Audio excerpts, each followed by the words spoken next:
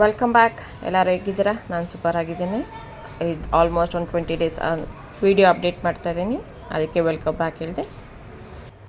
ಇಷ್ಟು ಬ್ರೇಕ್ ಯಾಕೆ ಅಂತ ಹೇಳಿದ್ರೆ ಊರು ಸುತ್ತಾಡ್ತಾ ಇತ್ತು ಆ್ಯಂಡ್ ಒಂದು ಸ್ವಲ್ಪ ತಿರುಪತಿನೂ ಹೋಗಿದ್ರೆ ಮುಂದಿನ ವೀಡಿಯೋಸಲ್ಲಿ ಅಪ್ಡೇಟ್ ಮಾಡ್ತೇನೆ. ಆ್ಯಂಡ್ ಎಕ್ಸಾಮ್ಸ್ ಬೇರೆ ಇತ್ತು, ಅದರಿಂದ ಸೊ ಲೇಟ್ ಆಯಿತು. ಆ್ಯಂಡ್ ಈಗ ನಾನಿಲ್ಲಿ ಈವ್ನಿಂಗ್ ರೂಟೀನ್ನ ಶೇರ್ ಮಾಡ್ತಾಯಿದ್ದೀನಿ. ಮನೆ ಮುಂದೆ ಕ್ಲೀನ್ ಮಾಡಿ ಟೀ ಕುಡ್ದಾಯಿತು ಆ್ಯಂಡ್ ಅಡುಗೆ ಮಾಡೋಕ್ಕೆ ಪ್ರಿಪೇರ್ ಮಾಡೋಕ್ಕೆ ಬಂದೆ. ಆ್ಯಂಡ್ ಇದ್ರ ಜೊತೆ ಒಂದು ಸ್ವಲ್ಪ ಕಮ್ ಬ್ಯಾಕ್ ಆಗಿದ್ದೀನಲ್ಲ, ಸ್ಟ್ರಾಂಗ್ ಆಗಿ ದೋಸೆ ಚಿಲ್ಲಿ ಅಂತ ಒಂದು ಸಣ್ಣ ಎಮೋಷ್ನಲ್ ಟಚ್ ಕೊಡ್ತಾ ಇದ್ದಾನೆ.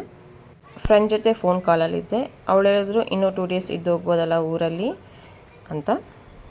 ಆಗ ನನಗನ್ಸಿದ್ದು ಹೌದು ನಾನು ಇರ್ಬೋದಲ್ಲ ಅಂತ. ಬಟ್ ಸಮ್ವೇರ್ ಎಲ್ಲೋ ಇಲ್ಲ, ನಾನು ಹೋಗಬೇಕಿದೆ, ಐ ಹ್ಯಾವ್ ಸಮ್ ರೆಸ್ಪಾನ್ಸಿಬಿಲಿಟೀಸ್ ಅನ್ನೋದನ್ನು ಮನಸ್ಸಲ್ಲಿ ತುಂಬಾ ಕೊರಿತಾ ಇತ್ತು. ಅದರಿಂದ ಸೊ ಇರೋಕ್ಕಾಗಲ್ಲ. ಮೋಸ್ಟ್ ಆಫ್ ದ ಹೆಣ್ಮಕ್ಳ ಪರಿಸ್ಥಿತಿ ಇದೇ ಆಗಿರುತ್ತೆ.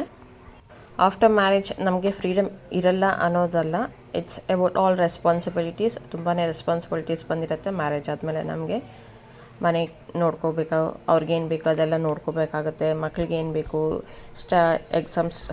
ಸ್ಕೂಲ್ ಸ್ಟಾರ್ಟ್ ಆಗ್ತಾ ಇರುತ್ತೆ, ಎಲ್ಲ ಪ್ಯಾಕ್ ಇದೆಯಾ, ರೆಡಿ ಇದೆಯಾ ಅನ್ನೋದನ್ನು ನೋಡ್ಕೋಬೇಕಾಗತ್ತೆ. ಏನಾದರೂ ತಗೋಬೇಕಿದ್ರೆ ಅದನ್ನು ತಗೋಬೇಕಾಗತ್ತೆ. ಈ ಥರ ರೀಸನ್ಸಿಂದ ಅಷ್ಟೇ ನಾವು ಸ್ವಲ್ಪ ಫ್ರೀಡಮ್ ಆಗಿ ಇರೋದಕ್ಕಾಗಲ್ಲ. ಇದ್ರ ಬಗ್ಗೆ ನಿಮ್ಮ ಮನಸ್ಸಿಗೆ ಏನು, let me know in the comments. ಇದಾಗಿತ್ತು ಇದು ನನ್ನ come back video. Thank you.